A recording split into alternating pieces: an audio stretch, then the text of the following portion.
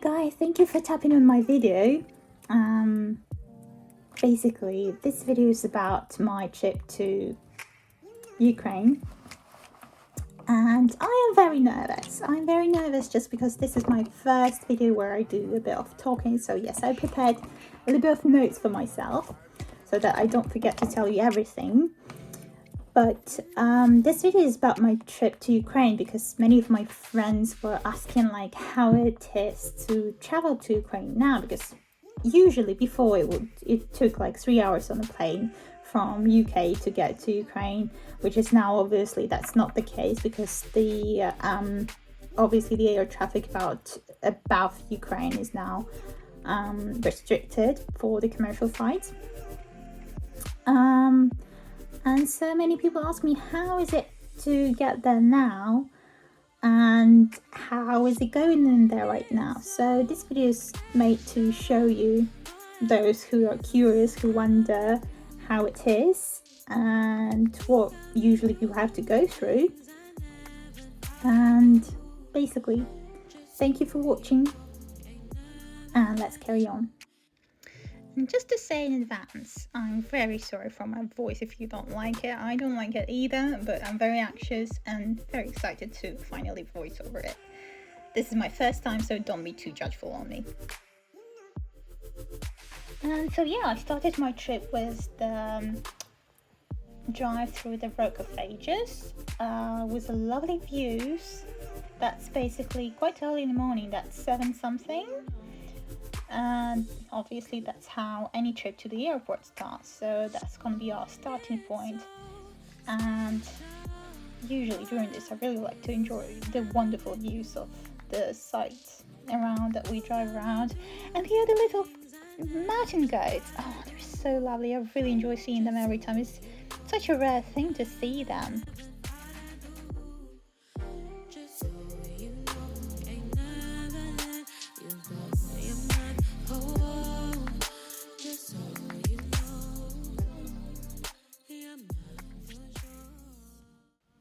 And yeah, basically, so I'll let you enjoy a little bit of the sights to see yourself.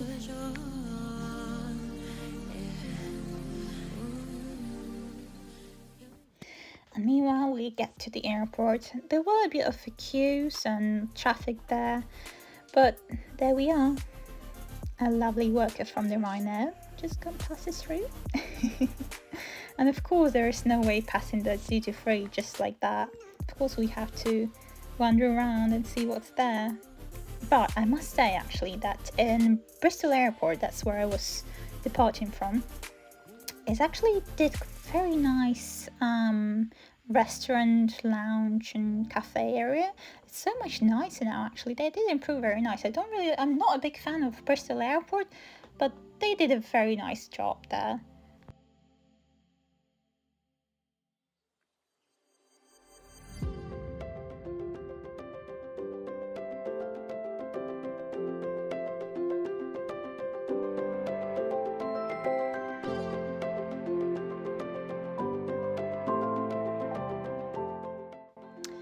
So I thought I'll let you watch the scenery of the airport traffic.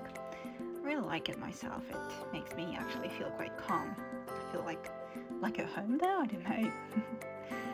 And yeah, it was very crowded and I don't like crowds. So meanwhile, I let people board and like to just stand there and watch the traffic, how planes are taking off. Which is a very lovely scenery.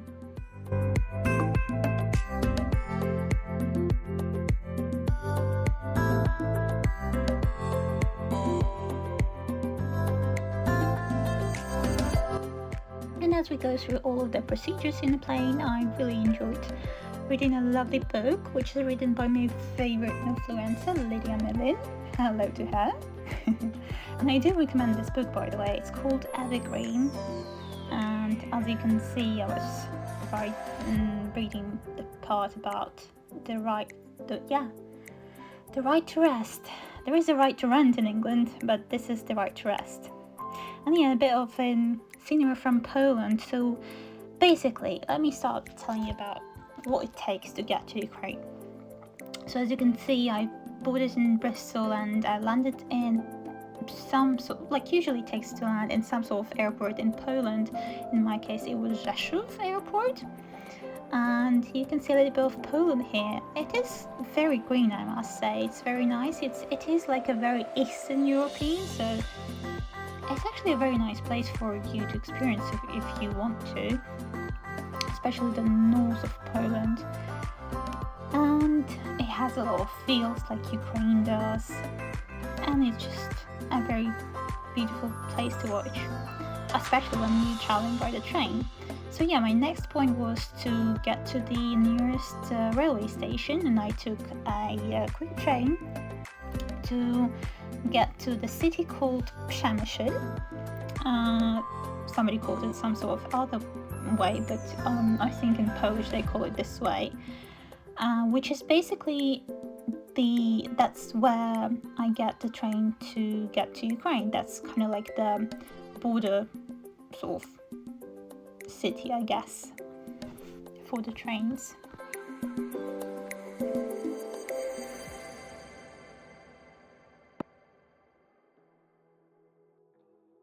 And also on my way, because I had a bit of time, well, at least that I saw, I decided to pop into the Przemyśl whole old city and to see what's there. To be fair, there's nothing interesting there. As I went into the city, I decided to go back, get onto my train, and luckily, good thing I did, actually, I must say, good thing I did, because this is what waited for me, a huge queue onto Ukrainian train. I never experienced that, to be fair. So, I mean, to be fair, I didn't wait too long, but yeah, basically got on my train. We still had a 3-hour delay because we had a very, very bad accident. Apparently one person did not get home. Oh well. But yeah, I'll let you enjoy a little bit of the scenery of Kyiv. That's where I got. And yes, I have to tell in advance that I couldn't film everything and everybody. For example, like I couldn't show you the central railway station because, you know, for the purposes of privacy and safety of the country, I can't film everything, but I will show you everything I can. Fake to me now. I wanna wake up with you in the morning. We can do nothing at all. So what? If you're stupid, then you know it's nothing wrong. You and me got a whole other meaning, I don't know how. You and me just know how it feels when we're falling. Say what you wanna say to me now.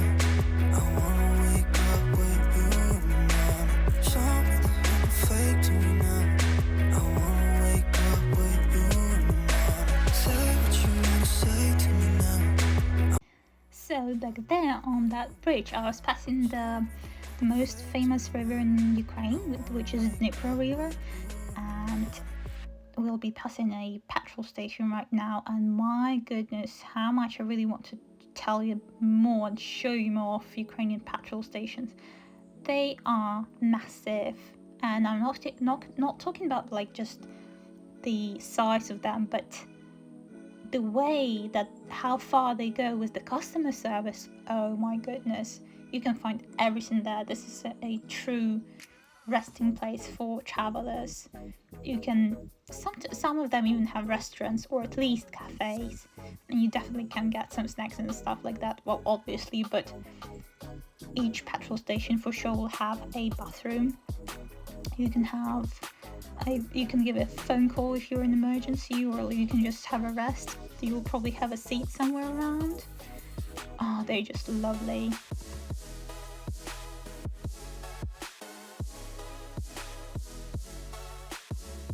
And I thought I'll tell you a little bit more about the buildings in Kyiv. So Kyiv is the capital of Ukraine, and basically it's technically not the city center, but still there is a lot of tall buildings, a lot of apartments that people usually live in, but basically I had to travel all the way from the city center to the suburban area, because I was heading to the more like house type of living area to stay. But this is, by the way, just wanted to tell, this is actually the most probably lived in area, and maybe even the nicest to stay in, I guess, because there's a lot of people staying there and just for living. They do go to work to the city center, but they stay there usually.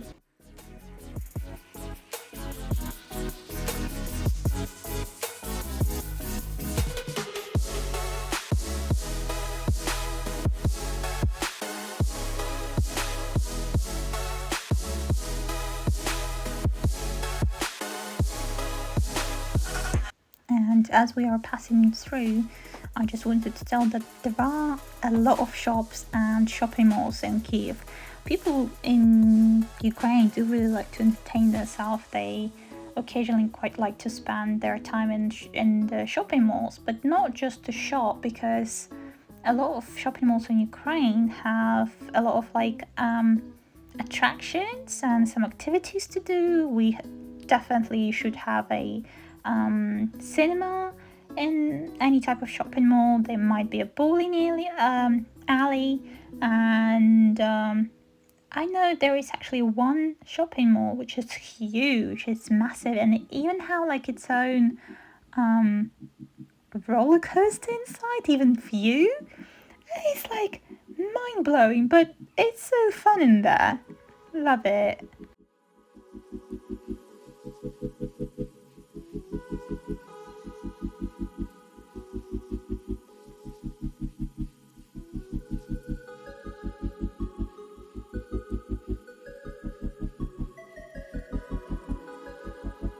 And on my way to the more rural area, I get to pass through the very lovely woods.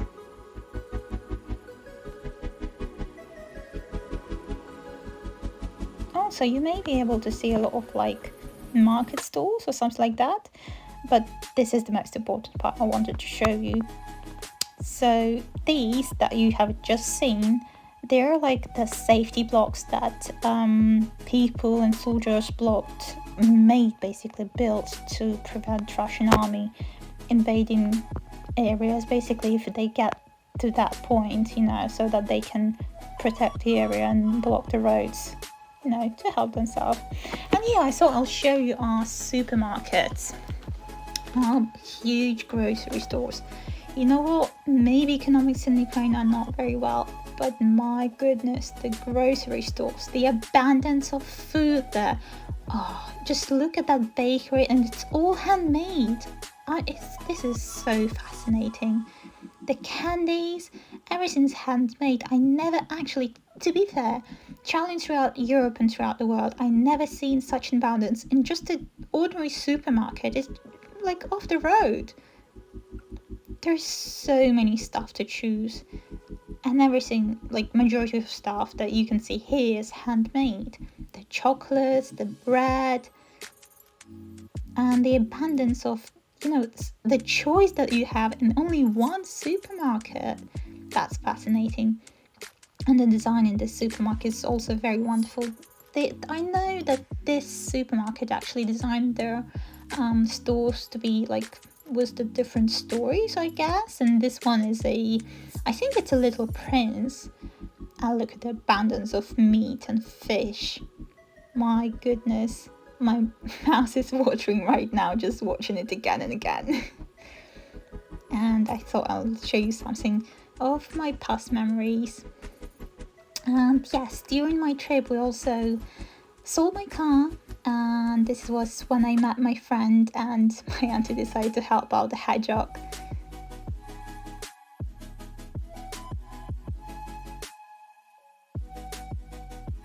I think he was almost like, oh, let me go, I almost made it myself.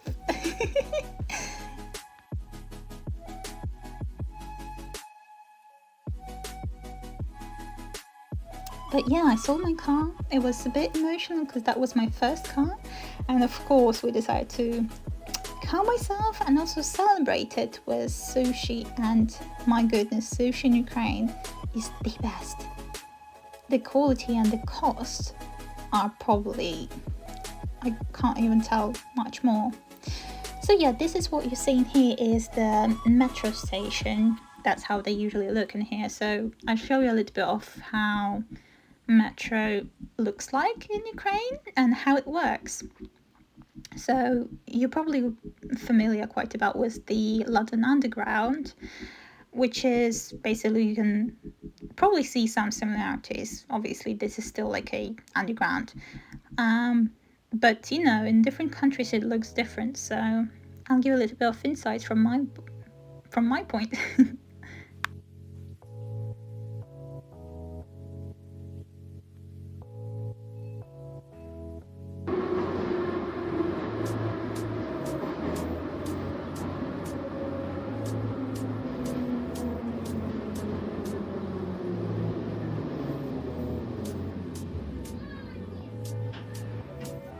Станція Олімпійська. Олімпійська.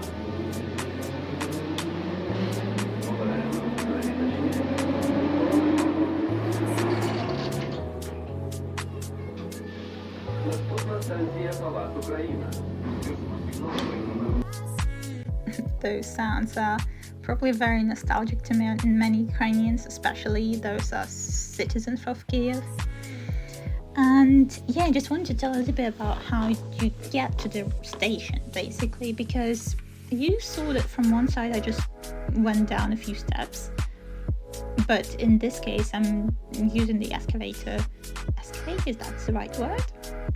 Sorry if I'm saying something wrong. Escalator.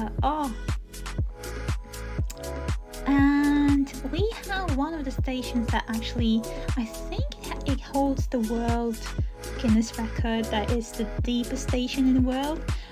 I'm not gonna lie, I don't really remember, but I think our deepest station is probably 10 meters deep, and maybe even longer. I know that it does take about 10 miles to get down, and the navigation in our metro is so easy. Actually, we have a map, and this is the interactive map that you can just touch a few buttons, can be told or shown where to go, what is exit, like going where, and like on which line you have to sit or change, or where you need to change it to go to some sort of point.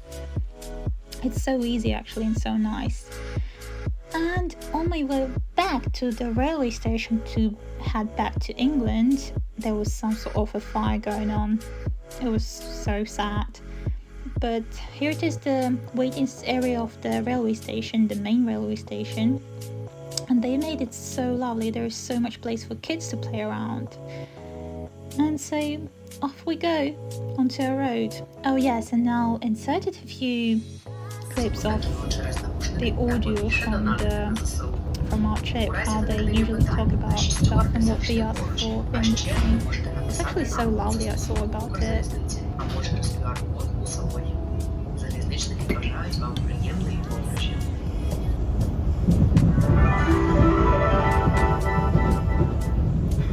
Ladies and gentlemen, the Ukrainian Railways welcome you on a high-speed intercity train from Kyiv to Shamshir. Please make yourself comfortable. Our trip is about to begin.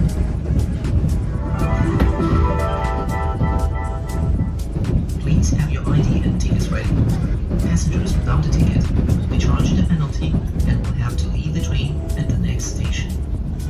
Please put your luggage on the shelves so that it doesn't stand in the way of the passengers. We kindly ask you not to leave your bags unattended.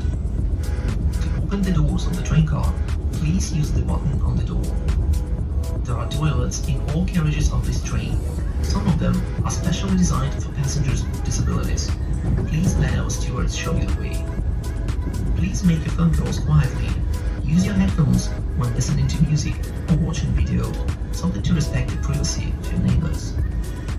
Should you have any questions, please do not hesitate to call our stewards, scan the QR codes around you, or text us in messengers at the Ukrainian Railways official mobile application.